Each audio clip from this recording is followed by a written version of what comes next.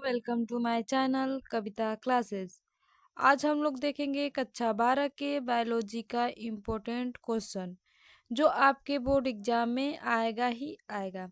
अगर आप इस वीडियो को पूरा देखते हैं तो मैं गारंटी के साथ कह सकती हूँ कि आपका 70 में से 65 प्लस आएगा ही आएगा।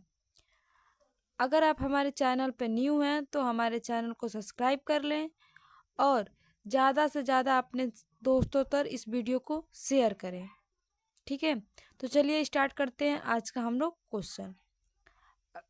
प्रश्न है, चारगाफ के नियम की व्याख्या कीजिए। चारगाफ का नियम की व्याख्या कीजिए। आपको इसी प्रकार से लिखना है जैसे हम बता रहे हैं।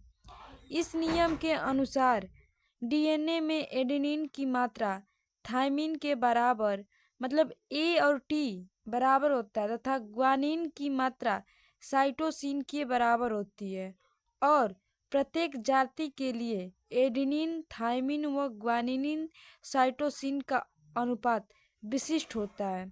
अलग अलग जाति में जैसे मतलब मानव जाति हुआ, जैसे पशु जाति जैसे गाय की जाति हो गई, एक एक भैंस की जाति हो गई, एक कुत्ता की जाति हो गई, बिल्ली की जाति होगी। ऐसे अनेक जातियों में प्रत्येक जातियों में एडेनिन थायमिन और ग्वानिन साइटोसिन का अनुपात अलग अलग होता है, एक स्पेशल टाइप का होता है। ठीक है, आपको इस एक नंबर में क्वेश्चन अगर आता है तो आपको इतना ही लिखना है, आपका एक नंबर आपको मिल जाएगा। चलिए दूसरे क्वेश्चन पे पढ़ते हैं। ये बहुत ही इम्पोर्टेंट क्वेश्चन है। ठीक है, अगला क्वेश्चन है, कोशिका में डीएनए तथा आरएनए की उपस्थिति कहाँ होती है। ठीक है, तो डीएनए कोशिका द्रव्य राइबोसोम केंद्रक आदि में उपस्थिति होता है, जबकि डीएनए मुख्यतः केंद्रक में पाया जाता है।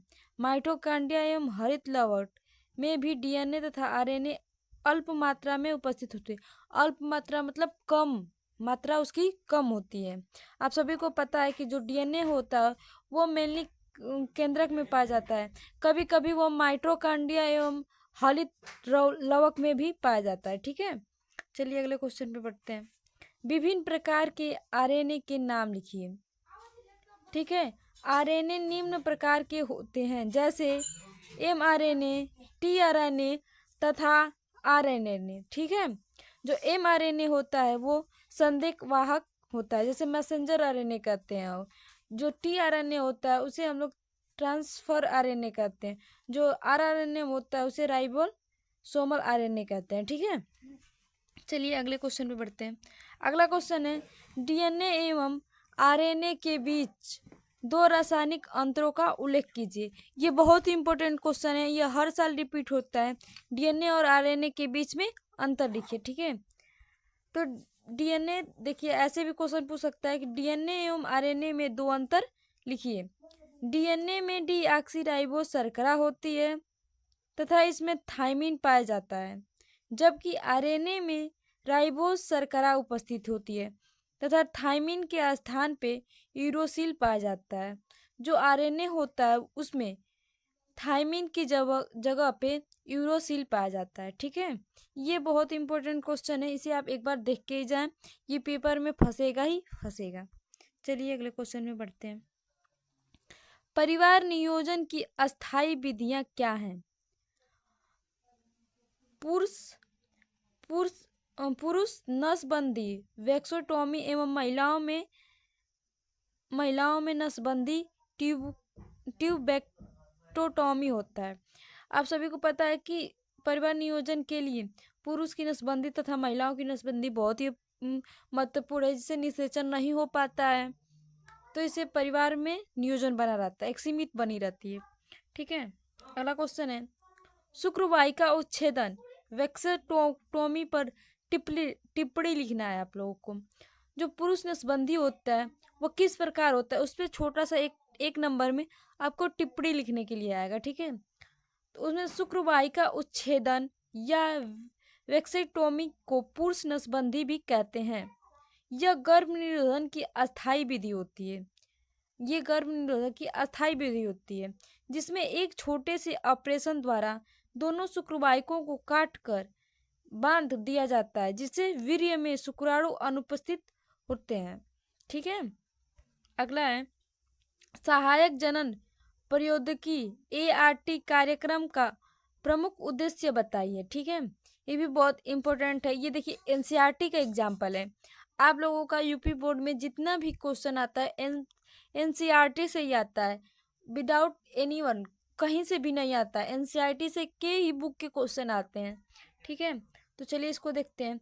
सहायक जनन प्रौद्योगिकी ART कार्यक्रम का प्रमुख उद्देश्य विशिष्ट तकनीकी जैसे ZIFT, GIFT, ICSI आदि उन बंधो दंपतियों को संतान उत्पत्ति में सहायता करना है जिसका सामान्य उपचार संभव नहीं है। ठीक है, आप सबको पता है कभी कभी फुल फॉर्म भी पूछ देता है।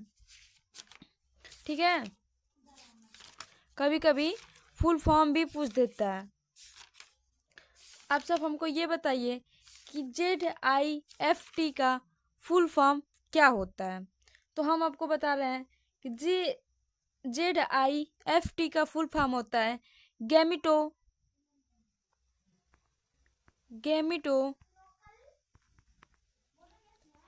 इंट्रा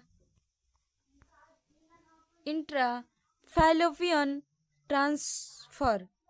ठीक है, और जो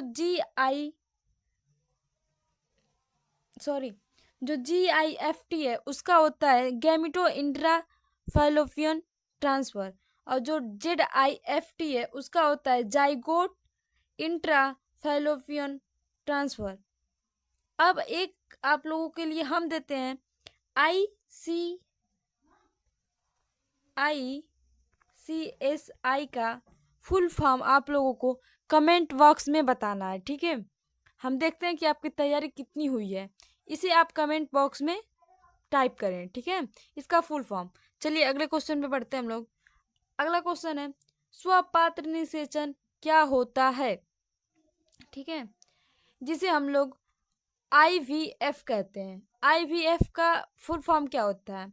इसका फुल फॉर्म होता है इन विट्रो फर्टिलाइजेशन। ठीक है, ये भी कभी कभी आपके एग्जाम में पूछ देता है।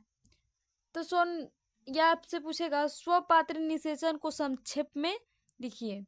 मादा के शरीर के बाहर मानक परिस्थितियों में प्रयोगशाला में शुक्राणुओं तथा अंडाणुओं को कृत्रिम निषेचन की तकनीकी को स्वपात्र निषेचन IVF कहते हैं। IVF में होता क्या है कि मादा के शरीर से बाहर और पुरुष के शरीर से बाहर एक प्रयोगशाला के ट्यूब में शुक्राणु तथा अंडाणु को निषेचन कराया जाता है, उसे हम लोग कहते हैं IVF। मैं आशा करती हूँ कि आप लोग को ये समझ में आ गया होगा। चलिए अगले क्वेश्चन पे बढ़ते हैं। देखिए यहाँ पे दे ही दिया है IVF तथा GIFT का पूरा नाम लिखिए। ठीक है, IVF का हम लोग आप लोग को अभी बताया है कि इसे इन यूट्रो फर्टिलाइजेशन कहते हैं, और जो GIFT होता है उसे गैमिटो इंट्रा फैलोपियन ट्रांसफर कहते हैं। ठीक है, आप लोगों को एक बताना है, जो अभी हम आपको दिए हैं उसे आप कमेंट बॉक्स में प्लीज टाइप करें। ठीक है, अगला क्वेश्चन है उन कोशिकाओं का नाम लिखिए जो विकसित हो रहे शुक्राणुओं को पोषण प्रदान करती हैं। ठीक है, इसका आंसर लिखेंगे हम लोग ऐसे।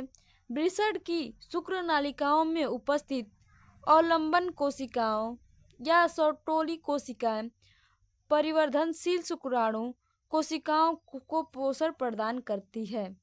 ठीक है, जो सपोर्टिव सेल होती है या सर्टोली कोशिकाओं से हम लोग कहते हैं। ठीक है, अगला क्वेश्चन है लीडिंग कोशिकाओं द्वारा संश्लेषित व स्रावित वृषण हार्मोन का नाम लिखिए।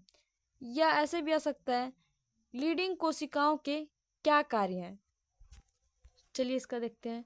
वृषण की लीडिंग कोशिकाओं टेस्टोस्टेरोन हार्मोन स्रावित करती हैं, जो नर के सहायक जनन अंगों तथा द्वितीयक लैंगिक लक्षणों के विकास में सहायता होती हैं। ठीक है, अगला क्वेश्चन है मानव के शुक्राणु की संरचना केवल एक नामांकित चित्र बनाना है।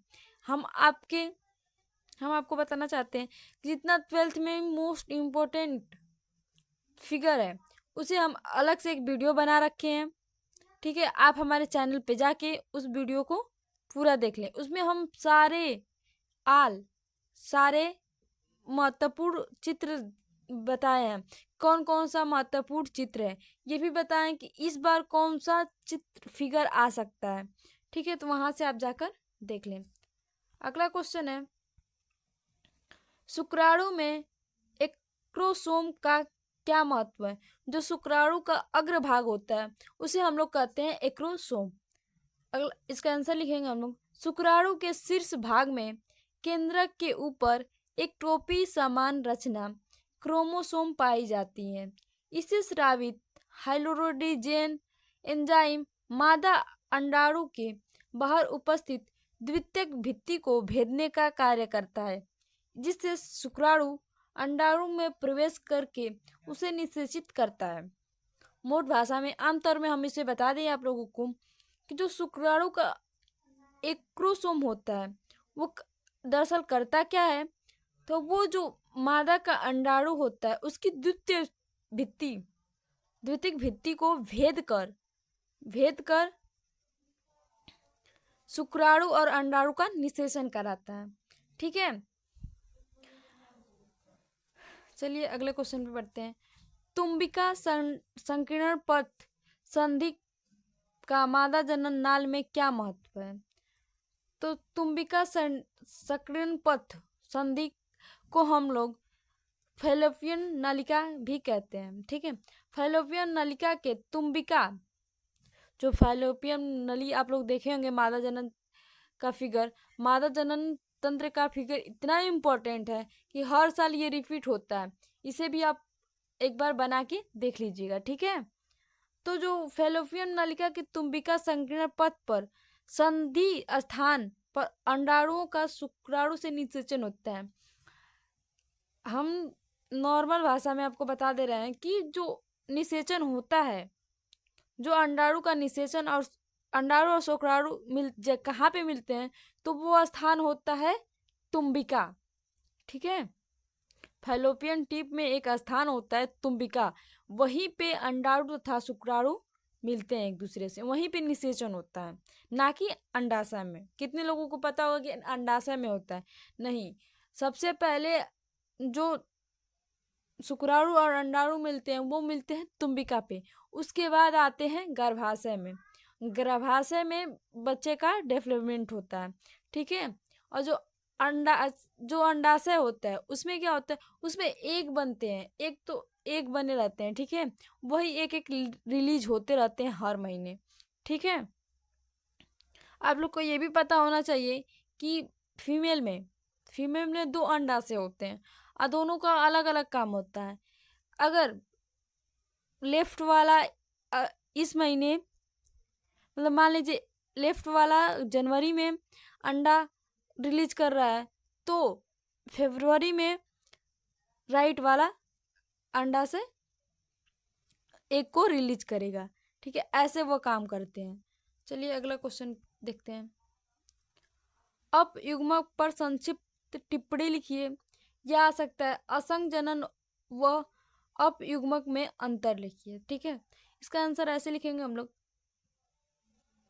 अंड कोशिका को छोड़कर भ्रूण कोश की किसी भी कोशिका से बिना निषेचन के जब भ्रूण का विकास होता है तो यह प्रक्रिया अपयुग्मन कहलाती है। उदाहरण के लिए एलियम। ठीक है, असंग जनन क्या होता है, जब बिना निषेचन किए ही बीजांड या गर्भाशय या पुष्पासन एक फल में कन्वर्ट हो जाता है, उसे हम असंग जनन कहते हैं। ठीक है, इसका असंग जनन किसे कहते हैं, तो आप लोग ऐसे लिखेंगे, जब कभी बिना निषेचन के अंडाशय फल में विकसित हो जाता है, इस प्रक्रिया को असंग जनन कहते हैं। ठीक है, अगला है असंग जनन व अनिश्चित फलन में अंतर लिखिए। ठीक है, देखिए इन असंग जनन और अनिषेक फलन आप लोगों को ऐसे ही लिखना है। इनमें आवृत बीजी पात्रों में अर्धसूत्री विभाजन एवं निषेचन के बिना ही अर्थात नर एवं मादा युग्मन के संलयन के बिना भ्रूण व बीजाणु विधि का निर्माण होता है। अनिषेक फलन में क्या होता है, इसमें पादपों व परागण एवं निषेचन के बिना ही फल का निर्माण हो जाता है। उदाहरण बीज रहित फलों का विकास। ठीक है, असंग जनन जो होता है उसमें बीज पाया जाता है, परंतु जो अनिषेक फलन होता है उसमें बीज नहीं पाया जाता। ठीक है, अगला क्वेश्चन है अनिषेक जनन से आप क्या समझते हैं, एक उदाहरण देकर समझाइए। ठीक है, अनिषेक जनन को परिभाषित कीजिए। इसका आंसर होगा बिना निषेचन के अर्थात अनिषेचित बीजांड द्वारा अगुणित भ्रूण एवं बीज का विकास होना अनिषेक जनन कहलाता है। उदाहरण के लिए धतूरा और आलू। ठीक है, अगले क्वेश्चन पे चलते हैं। जैव उर्वरक पर संक्षिप्त टिप्पणी लिखिए। जैव उर्वरक किससे कहते हैं, दो उदाहरण दीजिए। कृषि में जैव उर्वरक का महत्व लिखिए। आप देख लीजिए कि जैव उर्वरक पर इस 3 प्रकार से क्वेश्चन पूछा जा सकता है और ये बहुत ही महत्वपूर्ण है क्योंकि एनसीईआरटी का एग्जाम्पल है। चलिए इस क्वेश्चन को देखते हैं। विभिन्न प्रकार के सूक्ष्म जीव, जीवाणु, कवक आदि अपनी जैविक क्रियाओं द्वारा मृदा में पोषण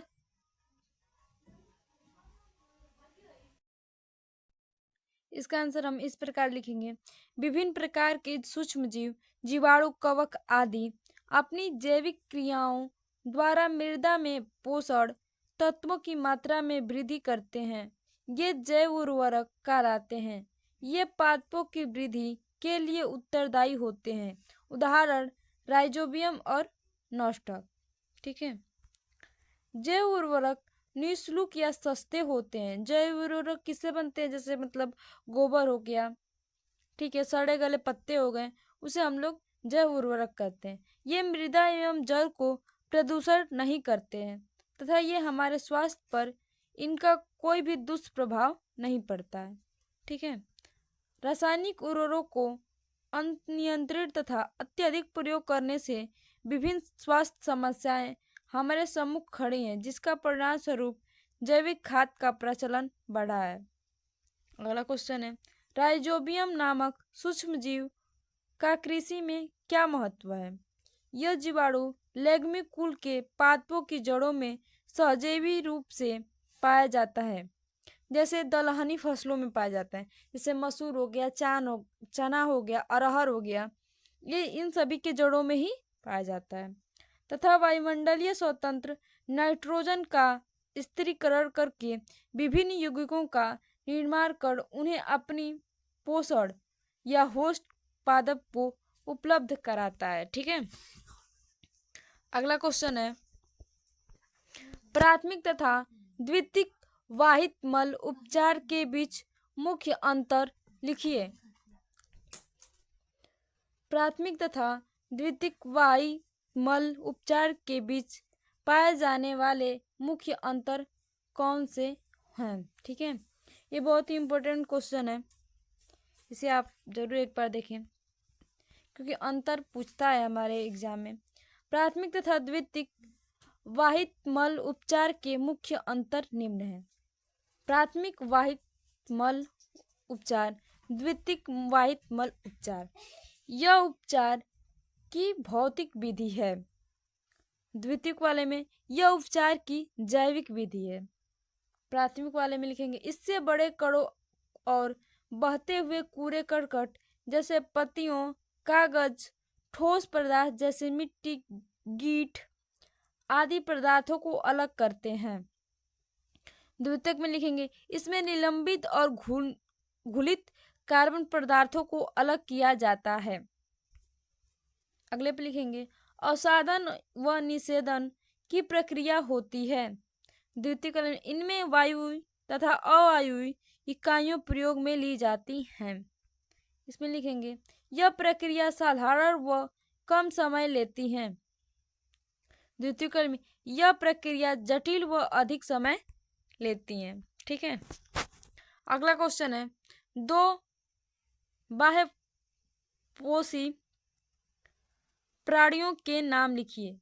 उत्तर में है सांप और छिपकली। ठीक है, अगला क्वेश्चन है, नागफनी के पादप में पत्तियां कांटों में क्यों रूपांतरित हो जाती हैं? अथवा ऐसे भी क्वेश्चन पूछ सकता है, मरुद्भी पादपों में कांटे किसका रूपांतरण होता है? आप सबको हम बता दें कि नागफनी जो होता है, नागफनी में जो कांटा होता है वो पत्तियों का रूपांतरण होता है। चलिए इसका लिखते हैं हम लोग आंसर। मरुद्भी पादपों जैसे नागफनी में पत्तियां वाष्प उत्सर्जन की दर को कम करने के लिए कांटों में रूपांतरित हो जाती हैं। इससे जल की हानि को कम किया जा सकता है। ठीक है, अगला अगला आंसर है, अगला क्वेश्चन है, जलोदभी पादपों में जड़ें प्राय अविकसित क्यों हैं? तो इसका आंसर लिखिए, जलोदभी पादप शरीर की सतह से जल एवं खनिज लवणों का अवशोषण कर लेते हैं, अतः इसमें जड़ें अविकसित होती हैं। ये बहुत इंपॉर्टेंट क्वेश्चन है, इसे आप एक बार जरूर देख के जाएं। जरायुजी अंकुरण क्या है? यह किस पादप में पाया जाता है? जरायुजिता क्या है? जरायुजी अंकुरण किस पादप में पाया जाता है? मैग्रोन पादप पृष्ठस्थ अंकुरण जरायुक्ता एक विशेष अनुकूलन है, स्पष्ट कीजिए। पृष्ठस्थ अंकुरण का टिप्पणी लिखिए। कई प्रकार से इसके क्वेश्चन पूछे जा सकते हैं। हमने हर प्रकार के क्वेश्चन आपको बता रखे हैं कि ये क्वेश्चन ऐसे पूछा जाता है। ये बहुत ही महत्वपूर्ण है, ये भी हर साल रिपीट होता रहता है। ठीक है, जब बीज का अंकुरण मातृपादप पर ही हो जाता है तो उसे जरायुजी अंकुरण कहते हैं तथा यह गुण जरायुजिता कहलाता है। जरायुजिता मैग्रोन वनों लौड़द्विधों उदाहरण राइजोफोरा में पाए जाने वाला विशिष्ट अनुकूलन है। इसमें पादप मृदा की आंतरिक लवणीय दशा से बचकर वृद्धि करता है। ठीक है, अगला क्वेश्चन है, उस पादप का नाम लिखिए जिसमें ऋणात्मक श्वसन मूलें पाई जाती हैं। इसका सही आंसर है राइजोफोरा। दो कीटभक्षी पादपों के नाम लिखिए। नेफेथिज एवं यूट्रोकुलेरिया। सहजीवी से आप क्या समझते हैं? सहजीवी पादप पर संक्षिप्त टिप्पणी लिखिए। इसका आंसर लिखेंगे हम लोग, यह दो भिन्न जातियों के मध्य एक प्रकार का धनात्मक अंतः संबंध है। इसमें दोनों जीवों या किसी एक को ही लाभ होता है, परंतु दोनों में से हानि किसी को नहीं होता। उदाहरण लाइकेन। ठीक है, लाइकेन होता है जो शैवाल और कवक का कॉम्बिनेशन होता है। ठीक है, अगला क्वेश्चन है, मानव की आंत में पाए जाने वाली किन्हीं दो सूक्ष्म जीवों के वैज्ञानिक नाम लिखिए। तो मानव की आंत में पाई जाने वाली सूक्ष्म जीव के प्रकार, इसे चेरिया कोलाई और लेक्टोबैसिलस। जो लेक्टोबैसिलस होता है वो दही में पाया जाता है। ठीक है, वे जीव जो पादप रस या पादप के कोमल भागों को खाते हैं क्या कहलाते हैं? ठीक है, ऐसे जीव जो पादप के रस तथा उसके कोमल भागों का भक्षण करते हैं वो पादप भोजी शाकाहारी जंतु कहलाते हैं। अगला क्वेश्चन है, कीट पीड़कों के प्रबंध के लिए जैव नियंत्रण विधि के पीछे क्या परिस्थिति सिद्धांत है? परभक्षियों जैसे गौरा या मेढक चींटीखोर द्वारा कीटों व पीड़कों के भक्षण से इनकी संख्या नियंत्रण में रहती है। प्राकृतिक में पीड़कों व कीटों के नियंत्रण की यह महत्वपूर्ण भूमिका है। ठीक है। मैं आशा करती हूँ कि आपको ये हमारी क्लास अच्छी लगी हो, तो प्लीज़ हमारे चैनल को सब्सक्राइब कर लें। वीडियो अगर अच्छी लगी हो तो इसे आप लाइक करें और अपने दोस्तों के यहाँ शेयर करें। Thank you.